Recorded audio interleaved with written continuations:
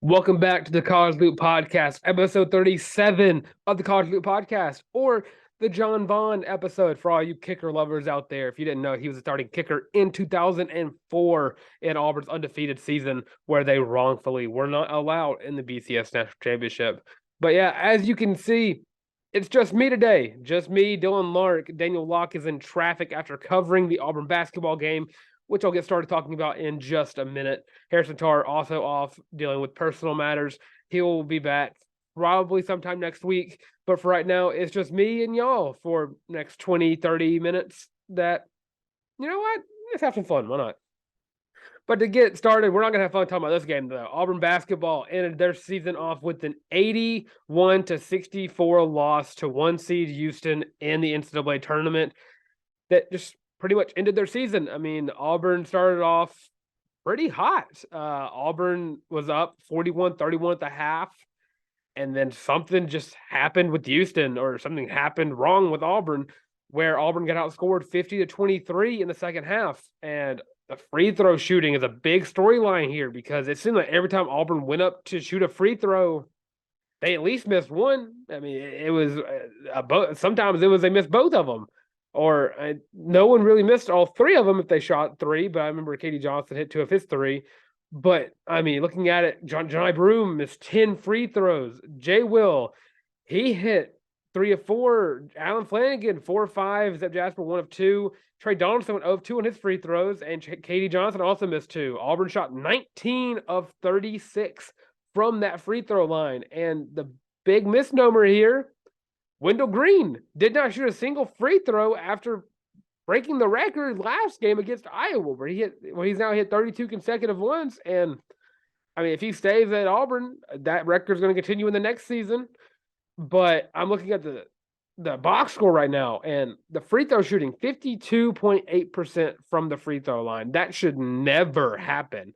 And that's ultimately what cost Auburn the game. I mean, right now I'm looking at doing some quick math right now in my head, and Auburn lost by 17 points, and they left 17 off the board with the free throw line. If Auburn just makes more of those, closer game, and three-point shooter, I can't be too mad about it. 31.3% from the three-point line. That's pretty much how it goes with this Auburn team. But Alan Flanagan, 0 of 3, that's not going to help your case. I don't want to say Auburn took any bad shots. Sometimes it felt like it, but Jay Will especially looked like sometimes he took some bad shots. He shot 1 of 5 from the three-point line. But Jay Will's inability to just get the ball and shoot it, I know he's not much of a catch and shoot kind of guy, but his hesitation kind of halts all progress in his shooting ability.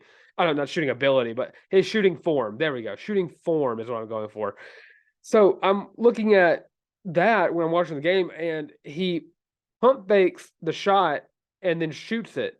And then since it's a late release at that point, it just doesn't go in. And I can't be too mad at Jay Will because he put up 14, and John Broome put up 14. But I'm looking at the box score, and I'm just looking. Tre Donaldson, he again he's gone 5 for 5 on all 3-pointers he shot in this tournament, and he somehow only got 8 minutes this game. I get that when you get down, you want your starting 5 in there, but why give up on Tre Donaldson like that? I know he missed both of his free throws when he got fouled early in the first half, but it seemed like in the second half you rarely saw him. He had a turnover, and that seemed like that ended the day for him. He got taken out at that moment, but I'm just kind of confused by the coaching there, because Tre Donaldson was your hot hand going into this game, and I just can't fathom why in the world he was kept off the court. Unless an injury happened that we just missed somehow. Tre Donaldson got less minutes than Dylan Cardwell and Chris Moore, and Katie Johnson had a pretty Katie Johnson night. You know, not the one we're used to seeing, but the pretty average 8-point game from him. I just look at it and why wasn't Tre Donaldson in? Why wasn't he? There's not a lot I can really say about it other than the second half just looked completely different. I guess something happened in Houston's locker room where their coach just probably pulled a Purdue and broke a hole in the whiteboard. because I'm looking at it and the tale of two halves on both sides. One was a good half, one was a bad half for both teams, and they flip-flopped. And that's why Auburn just lost this game. Best thing you can say about it is this is pretty much where we had this team ending up before. We said that the worst possible scenario would be a round of 64. The best possible scenario would be a Sweet 16. And Auburn falls just in the middle of that, which is pretty much where we had them. And I don't think this is you could call it an embarrassing loss because it felt like it just kind of boiled up and just the top blew off of it is what happened because Auburn had the lead and blew it. That's what's happened this season, and things are gonna change. Things hopefully are gonna change. Things might change. People are gonna be leaving. We don't know who. We don't know when. We don't know where. But Auburn has a pretty great player in Aiden Holloway coming in who should help fix some of the guard issues we've had at times. And the 2025 class is also looking pretty daggum solid. So Auburn basketball's future, if this is the floor for Auburn basketball's program right now, as round of 32 loss, if that's the floor, I'm A-okay with it. I'm okay with that being the floor for Auburn basketball. We look back at how Auburn was a bottom feeder in the SEC for years. And as soon as BP comes along, I mean, Auburn's contending every year. Auburn is in the round of 32. Auburn had the lead of a 1 seed. And as a 9 seed, that being your floor is exactly where you want a program who's not really seen as a blue blood. He's now, I guess, a new blood is kind of where Auburn is right now. Not quite a blue blood. That could change in the future if Auburn continues this kind of success that we've been seeing. And to kind of just trying to make it more uplifting, Auburn's future is bright. You cannot discredit this loss. Auburn was not projected to win. I know we picked Auburn to win. I'm sorry. I'll take the blame on ourselves. We jinxed it. It always happens whenever we all pick Auburn in the same game. We're sorry. From me to y'all, we're sorry. We probably should have all picked Houston, try to jinx them. But it's the case. We got hyped up by the Iowa game, and we've done it all season. We thought it would transition well, and it did in the first half. But the second half, it just kind of fell off. And that's all I can really say about it because I'm kind of just talking to myself at this point, just trying to right some wrongs in the offseason, get everyone in the gym shooting free throws. Start with the free throw shooting. If that's not improved next season, if there's a free throw shooting coach, he needs to be fired because that was embarrassing to watch, that free throw percentage performance. So with that, I'm going to go off of basketball and I'm going to go to football for a second. Football recruiting, Auburn football recruiting is heating back up. Big name recruits were on campus this weekend, starting off a 5-star defensive back, KJ Bolden, who he's going to be the one I quote from this. He said, "My visit to Auburn was amazing. I just left and I'm already thinking about my next visit." That is the number 2 prospect in the class of 2024. That is a big name prospect that is hyped up about what he saw at Auburn. And just going down the short list I have, 4-star quarterback Walker White. He's already committed to Auburn. You don't got to worry about him. He's already here. He's doing some recruiting himself. He's basically on the coaching staff until he, gets his jersey. 4-star edge Jordan Ross, 4-star D-line Jeremiah Beeman, or I think it's Beeman. 4-star edge Justin Green, and 2025 commit Malik Autry was also on campus. And that list continues on. I could have listed all however many were there, but I'm not trying to make this 2-hour show, so I'm just going to go with that and just kind of voice my opinion on Hugh Freeze has this recruiting train going pretty daggum good, if I do say so myself. Can't speak enough on how high I've been on Freeze's ability to bring in recruits, bring in these top-notch recruits, bring in guys who are already committed to Bama, bring in guys who are committed to Georgia, and get them thinking about potentially flipping to Auburn. And we've seen it a time or two. Martavius Collins was a tight end commit to Bama. He's in a big name target right now for Auburn. Auburn's trying to get him to come from here. I'm pretty sure he's already decommitted. Yeah, that's right. I'm no brain over here. He's already decommitted. He hasn't committed to Auburn yet, but we're pretty much expecting him to. But this 2024 class is going to be pretty legit and give Hugh Freeze a couple more years of that level of recruiting, and Auburn's back in the national championship contending. I mean, that's probably me just kind of being a little biased here because, I'm kind of wearing Auburn hat, Auburn shirt per the usual on the show. But that's just kind of where I stand. I think that Hugh Freeze has this full program back in a competitive position in the SEC, especially from recruiting. That's not something we've seen since early on, or not early on, but during the Gus Malzahn era, which doesn't seem like it was that long ago. But Brian Harsin kind of set us back a couple of years in recruiting. That happened. I'm sorry, that happened. And Hugh Freeze seems to be flipping the script. Again, the little hashtag that Auburn football has been using, flipping the script. And recruiting's back in business, and it looks like Auburn's going to have a pretty daggum good recruiting class. And I think the ceiling for this recruiting class is going to be a top 10. And that's not top 10 in the SEC. That is top 10 in the country that I'm expecting. And then my last bit of Auburn football news, former Auburn football safety. I don't know why I said Auburn football safety. There's only one safety.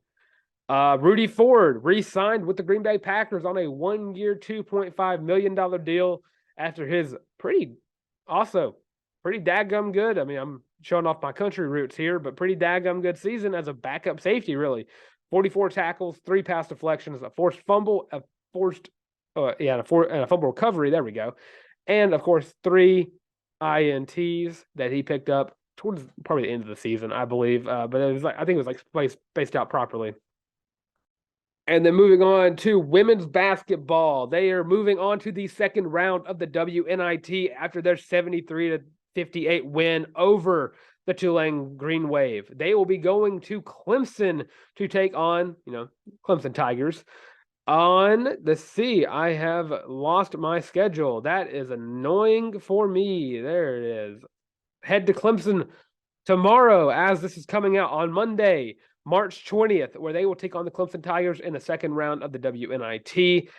And just to go into some stats from the win over Tulane, Auburn had home court advantage, which really helps your case. Carissa Richardson, I'm sorry, Harrison Tarr and Daniel Larck are not here to correct me on that. I think it's Carissa Richardson. I should know this.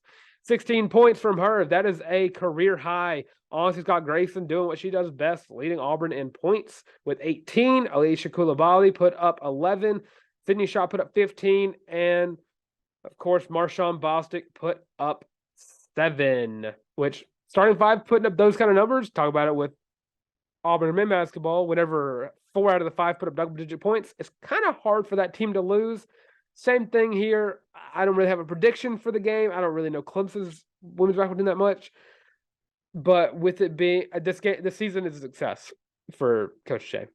I'm trying to be a little more uplifting after the Auburn basketball game. It kind of got to me a little bit. But looking at it, we already gave Coach Shea an A. And WNIT was huge. That's their first postseason appearance since 2016. And Auburn already won the first round. It's a success. Coach Jay has completely changed the outlook of women's basketball at Auburn. And I think if she keeps on this train, I mean, Auburn could probably be filling out that stadium just as well as like South Carolina does sometimes. I don't quote. I'm going to quote myself on that probably because I'm the dude that makes those quote graphics that y'all all love and see. But I like the trajectory of Auburn women's basketball. 73-58 win over Tulane, moving on to round 2 of WNIT. All in, 2 seasons? That's crazy. That is wild. And then moving on to gymnastics. Auburn finished 5th in the SEC championship, right behind, I believe it was Florida won, which we all, saw that coming. Followed shortly behind LSU, Alabama, and Kentucky. Auburn finished 5th. They won session 1. And then session 2 came around, and that was your 1 through 4. And we pretty much all knew Florida was going to win this. But Auburn finished 5th. Suni Lee wasn't performing. She's still dealing with her injury. Hopefully she is back by the Nationals. But huge shout out to Cassie Stevens. She popped the F off. Never didn't score anything that wasn't a 9-9. And she was also named co-SEC champion on vault. She put up a 9.95. and I went back and watched it 3 or 4 times. I don't know what in the world that she did that they could take off 0.05. They just give her a 10. I don't know. But Cassie Stevens, huge shout out to her. She also won SEC Scholar Athlete of the Year for her perfect GPA. I mean, to be able to do what she does and all the work she's been putting in, and then still doing all of that work and putting more work into school, blows my mind. I struggled with playing high school soccer and getting on A and B honor roll sometimes. But huge shout out to her. Had a great season. Huge shout out to everybody on this team. Hopefully you put a little national championship on Auburn's belt this season when everyone's all healthy and whatnot. But huge shout out to all those girls and what they've been doing this season. 5th in the SEC is not bad. The SEC is stacked when it comes to gymnastics. Stacked in a lot of other sports too, but stacked in gymnastics as well. So 5th, not going to complain. Not going to be upset about it. You know, we're just moving on right here. And if you want to talk about something to be a little not be a little upset about, another sport that the SEC is very, very compact in, baseball. I'm not going to go too much in depth on this one because we pretty much expected this to happen. Kind of just hoping Auburn picks up a win on Sunday, just so a little morale boost. But Auburn's down 0-2 versus the number 3 team in the country, Arkansas. Friday lost the game 2-7, and then Saturday, of course, they lost. Or yesterday, as this is coming out. There we go. Yesterday, this is coming out. Lost 3-9. Friday, I remember I got to watching it, and Auburn got off pretty hot. They got off to a 2-0 lead, and then just couldn't stop Arkansas. And if you've not been watching Arkansas baseball, they're pretty daggum good. I think 6 out of their 9 batting lineup bats over 300. That's kind of hard to stop, no matter who your pitcher is. And of course, Auburn is still down. Joseph Gonzalez, he might be playing on Sunday. He might be a bullpen guy. It's not been announced who's starting yet, but it might be as soon as it's coming out. Auburn's playing them tomorrow, or today, as as it comes out. But yeah, Auburn it was just a rough stretch. They took on Arkansas again to try not to get swept today as it's coming out. There we go. My brain's finally working. Sorry, I've been talking to myself for now 20 minutes. But yeah, take on Arkansas tomorrow at 2:00 p.m. Central Standard Time. But just look at the games. I don't know who's pitching. Hopefully Auburn can just sneak out with a win. I think this is probably their best day to do it. If you can just get those bats right all game instead of early on in the game.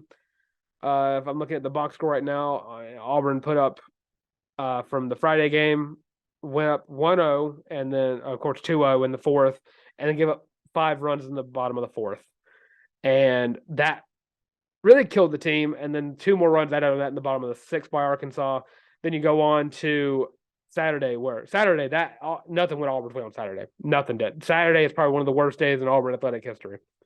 And I'm probably being a little facetious with that, but it seemed like it. Auburn got down 3-0, then they got down 5-1, and then they got down 9-2. Got up one more run in the 6th, but then nothing else from there. And, it's just kind of a rough stretch. It happens. You beat Georgia Tech, which a high point, and then you play the number 3 team in the country, which is going to be a brick wall. Arkansas is a really good team. And speaking of good teams, keep on the train of sports that the SEC is very compact in. We're not going to talk about SEC team here, but Auburn Softball is participating in the Oklahoma Hall of Fame Classic, where they are down. They're now 1-3 in their first 4 games, and it's not going to get easier because they're going to have a rematch on Sunday, or as it's coming out, at 2:00 p.m. as well. So starting off with the first game, Weber State 4-2. Auburn, got up, gave up 2 runs to them, and they got 1 in the 7th, just kind of, make it more, comfortable. But Auburn did what they do best. They got up. They beat a team that they're better than, but then they got to play Northwestern, and Northwestern kind of humbled them a little bit. Of course, where is it? There it is. Auburn got walked off today. They lost 2-1 to Northwestern on Friday, and it just kind of just happened. That's kind of like a bad analytic standpoint to come from, but Auburn just couldn't hit the ball. It happens. It happens all the time in both diamond sports. Auburn struggled. And now, as we stand, Auburn lost to Oklahoma last night, 14-0 in 5 innings. And that's what's going to happen. Talk about how baseball is losing to number 3 Arkansas. Auburn's playing the number 1 team in the country in Oklahoma. That's kind of going to happen. Oklahoma is a very storied softball program. And Auburn can hopefully take a game from them tomorrow, hopefully get things right. But right now, it's just kind of a rough patch. It happens all the time. Auburn's got to get right. Auburn's got to get something fixed. It just kind of happens. They just kind of go with it.